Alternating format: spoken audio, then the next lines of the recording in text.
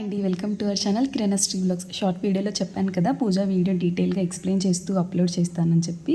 So first వచ్చేసి పూజ room మొత్తం నీట్గా క్లీన్ చేసుకున్నాను. వారానికి ఒకసారి నేను కలశం పెడతాను కాబట్టి ప్రతి వారం పూజ రూమ్ అయితే నీట్గా క్లీన్ చేసుకొని దేవుడి పటాలు కూడా క్లీన్ చేసుకొని బొట్లు పెట్టేసి ఇంకా దేవుడిని పెట్టుకుంటాం కదా మనం కలశం, ఆ ప్లేస్ని కూడా మంచిగా ముగ్గులు అన్నీ వేసేసి పెట్టేశాను. ఎర్రమట్టి తీసుకొచ్చాను కదా, ఆ ఎర్రమట్టిని కూడా నీట్గా అలికేసి ముగ్గులు అయితే పెట్టేసుకున్నాను. ఫస్ట్ వచ్చేసి మనం రాగి చెంబులో నీళ్లు పెట్టుకుంటాం కదా, అది చూపిస్తున్నాను. రాగి ప్లేట్ రాగి చెంబుని నీట్గా వాష్ చేసుకొని బొట్లు పెట్టేసుకోవాలి. ఇప్పుడు ఇందులోకి నిండు బిందె నీళ్ళు అయితే పోసుకోవాలండి. మనం వాడిన నీళ్ళని వేసుకోకూడదు, మంచిది కాదు. ఇందులోకి పసుపు, కుంకుమ, గంధం అలాగే జవ్వాదు చూయించాను కదా, అది కూడా దాని కాస్ట్ వచ్చేసి 40 రూపీస్. మనకి ఏ పూజా స్టోర్లో అయినా దొరుకుతుంది, అది కూడా వేసుకుంటే చాలా మంచిది. ఇంక ఇందులోకి 5 రూపీస్ కాయిన్ వేసుకొని ఇలా పూలతో అలంకరించుకోండి. రాగి చెంబులో నీళ్ళు పెట్టుకోవడం అయితే కంప్లీట్ అయిపోయింది కదా. ఇప్పుడు కలశం పెట్టుకునే చోటుని నీట్గా పసుపు ఉంటే పసుపుతో అలికి కుంకుమ బొట్లు పెట్టుకోండి, లేదు అంటే ఇలా ఎర్రమట్టి ఉంటే ఎర్రమట్టిని కూడా అలికేసి ముగ్గులు పెట్టుకోండి, చాలా బాగా కనిపిస్తుంది. సో రాగి ప్లేట్లోకి 5 పిడికెళ్ళ వరకు బియ్యం అయితే వేసుకోవాలండి. కలశం అంటే మనకి అమ్మవారితో సమానం కదా, అమ్మవారిని ఎప్పుడు ఇలా బియ్యంలోనే కూర్చోబెట్టాలన్నమాట. రాగి చెంబుకు కూడా ఇలా బొట్లు పెట్టేసుకొని ఇంకా ఇందులోకి నిండు బిందె నీళ్ళు అయితే వేసుకోవాలి. చాలామంది ఇత్తడి చెంబులో కూడా కలశం పెడుతుంటారు, పెట్టుకోవచ్చు, వెండి చెంబు అయినా పర్లేదు. ఇక్కడ నేను కంకణం అయితే కడుతున్నాను. కంకణం ఆనవాయితీ ఉన్నా లేకపోయినా కట్టుకోవచ్చా అంటే కట్టుకోవచ్చు. నేనైతే ముందు నుంచి ఇలా కంకణం అయితే కడుతున్నాను అనమాట.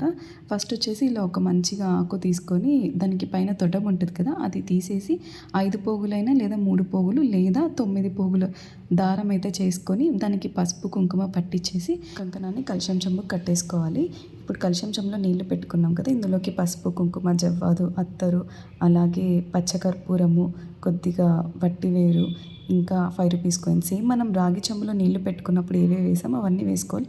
ఇవన్నీ అసలు ఎందుకు వేసుకోవాలంటే వీటన్నిటిలోనూ మనకి లక్ష్మీదేవి కొలువై ఉంటుందండి. కలశం చెంబులో అలా లక్ష్మీదేవి కొలువై ఉండాలని చెప్పి ఇవన్నీ వేసుకుంటాము. ఇంక ఇప్పుడు ఆకులు పెట్టేసుకోవాలి. చాలామందికి ఏంటంటే కొబ్బరికాయ పెట్టుకునే ఆనవాయితీ ఉండదు, ఓన్లీ ఇలా ఆకులు మాత్రమే పెట్టుకుంటారు. కానీ నేనైతే ముందు నుంచి ఇలా కొబ్బరికాయ కూడా పెడుతున్నానండి, అందుకే కొబ్బరికాయ కూడా పెట్టేశాను. కొబ్బరికాయ కూడా ఏంటంటే నీట్గా పసుపు పట్టించి బొట్లు పెట్టుకోవచ్చు, అది మన ఓపిక అంతే. ఈరోజు ఏంటంటే నేను త్వరగా పూజ కంప్లీట్ చేసుకోవాలని చెప్పి ఇలా సింపుల్గానే బొట్లు పెట్టేసుకున్నాను. ఇంకా మన పూజా రూమ్ అయితే కంప్లీట్ అయిపోయిందండి, నీట్గా డెకరేట్ చేసేసుకున్నాను. తాంబూలం కూడా చెప్పాలి. తాంబూలం ఏంటంటే 3 ఆకులు అలాగే 2 వక్కలు, అరటిపళ్ళు అయితే 2 పెట్టుకోండి, లేదు ఇంకే ఫ్రూట్ అయినా సరే ఒకటి పెట్టుకుంటే సరిపోతుంది. దీపారాధన అయితే స్టార్ట్ చేసేద్దాము. దీపారాధన చేసేటప్పుడు కొన్ని ఖచ్చితంగా పాటించాల్సినవి ఉన్నాయి, అవి ఏంటో చెప్తాను.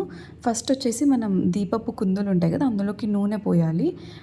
కొంతమంది ఏంటంటే డైరెక్ట్గా ఒత్తులు వేస్తుంటారు, అలా వేయకుండా ముందుగా నూనె వేసి ఆ తర్వాత ఒత్తులు వేసుకోండి. ఇదొకటి. ఇంకొకటి ఏంటి అంటే ముందుగా ధూపం అయితే వెలిగించండి. బట్ నేను ఇక్కడ కొద్దిగా మర్చిపోయి దీపాలే వెలిగించేశాను.